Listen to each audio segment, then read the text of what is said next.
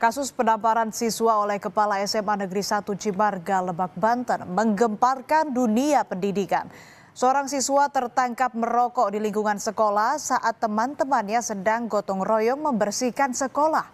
Amarah dan kekecewaan dalam dada sang pendidik berujung tamparan kepada siswa tersebut hingga berubah cerita panjang. Akibatnya, kepala sekolah didemo oleh para siswa yang melakukan mogok belajar, dilaporkan ke polisi hingga kehilangan panggung pengabdiannya. Siswa merasa menjadi korban kekerasan, sementara kepala sekolah berdalih tindakan itu dimaksudkan sebagai bentuk pembinaan moral.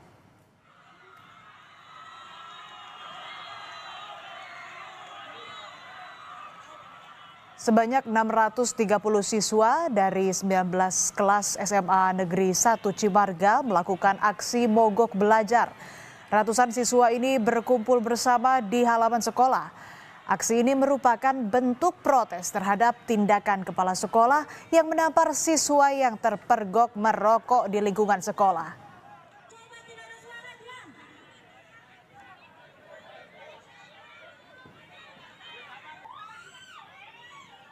Ini banyak terjadi.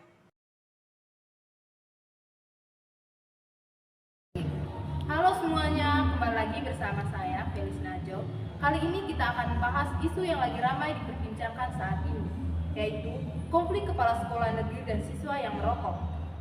Di sini saya tidak sendirian, saya bersama teman saya. Nama saya Densu Said. Dan saya Rizal. Di sebuah sekolah negeri, seorang siswa laki-laki kedapatan merokok di belakang gedung sekolah. Setelah dipanggil ke ruangan kepala sekolah, siswa tersebut menerima perlakuan kekerasan fisik dan verbal, seperti dibentak, ditampar, atau dipukul memakai alat tertentu.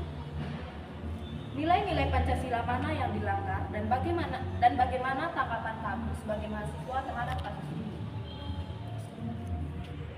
Ya. Oke, baik. Jadi nilai-nilai Pancasila tadi dan dijelaskan oleh teman saya tadi. Jadi di sini saya menjelaskan lebih dalam tentang pelanggaran Pancasila oleh kepala sekolah. Jadi dari kelima Pancasila ini tadi yang terdapat pada sila kedua, yaitu kemanusiaan. Kekerasan fisik maupun verbal adalah pelanggar paling jelas terhadap nilai kemanusiaan. Kepala sekolah seharusnya membina, bukan melakukan kekerasan. Dan terdapat juga nilai keempat, permusyawaratan.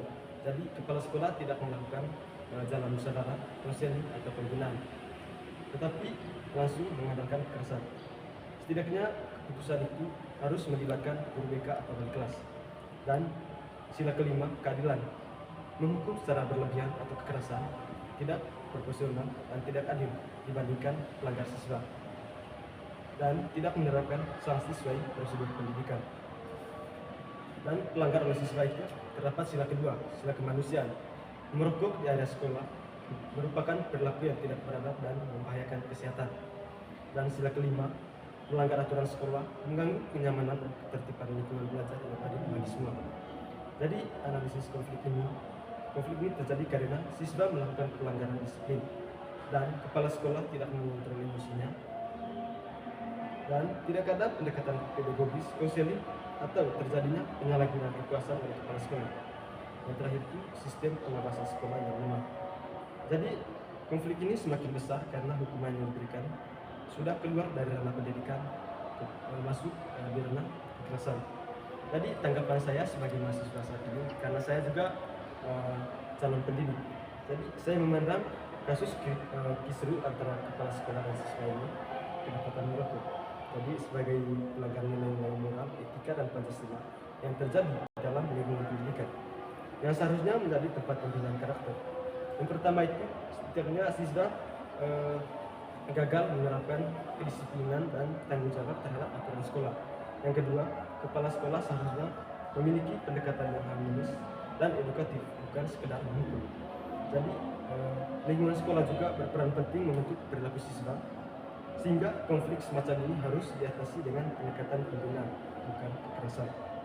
Jadi saya sebagai mahasiswa saat ini, karena saya mau belajar bagaimana kasus-kasus yang saya lihat di media sosial ini, contohnya ini tadi kasus kepala sekolah dan siswa. Jadi saya melihat dan saya belajar tentang manajemen konflik dan nilai karakter dan bagaimana implementasi Pancasila dalam pendidikan. Yang pertama itu kekerasan tidak pernah menjadi solusi pendidikan. Kepala sekolah seharusnya menjadi teladan moral, dan ketika ia menggunakan kekerasan, kepercayaan siswa tidak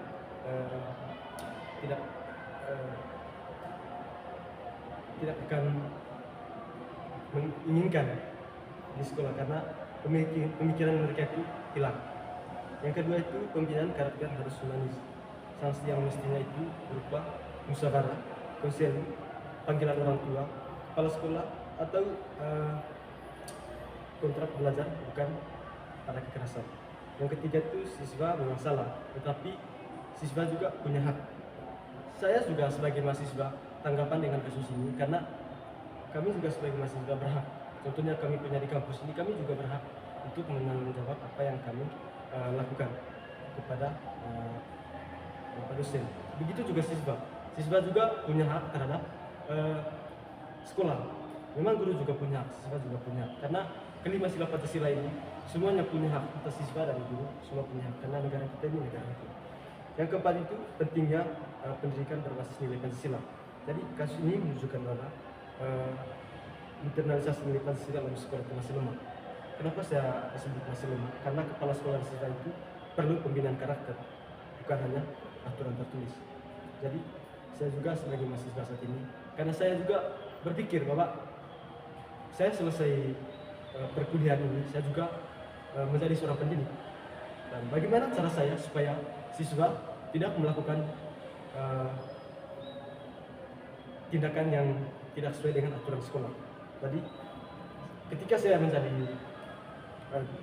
seorang pendidik, saya harus tertuangkan musyawarah, konseling, atau pendekatan psikologi, dan pemulihan hubungan harus menjadi prioritas, bukan kekerasan.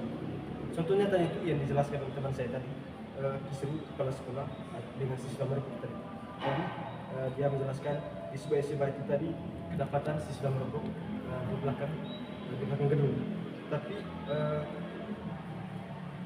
guru ini tadi, kepala sekolah ini tadi, dia langsung memanggil ke ruangannya. Namun saat dinasihati, salah satu siswa langsung membentak dengan nada tinggi dan merasa perlakukan tidak adil. Kepala sekolah juga kehilangan kesabaran dan membentak siswa tersebut, bahkan mengancam akan mengeluarkan dari sekolah itu. Jadi situasinya itu semakin besar karena siswa merasa dipermalukan. Orang tua siswa turun memprotes, dan cara kepala sekolah itu menangani kasus itu dengan tidak membaik, tidak memberikan solusi yang baik kepada siswa. Karena siswa ini sudah merasa bersalah, tetapi tanggapan seorang guru dan tidak memberikan kesabaran, dan dia langsung memberikan sesuatu tindak kekerasan atau tindak bullying. Jadi setidaknya kepala sekolah itu harus melibatkan guru BK atau wali kelas. Itu yang utama. Jadi memang kepala sekolah adalah hal utama dari sekolah itu. Dia juga yang menjalankan aturan itu, dan setidaknya dia juga harus melibatkan wali kelas atau guru BK itu tadi. Jadi konflik ini berkembang menjadi pertengkaran verbal atau siswa dan kepala sekolah. Jadi terima kasih. Action. Oke, saya sudah mendengar kasus kisru kepala sekolah dan siswa merokok. Berikut beberapa pertanyaan dari saya.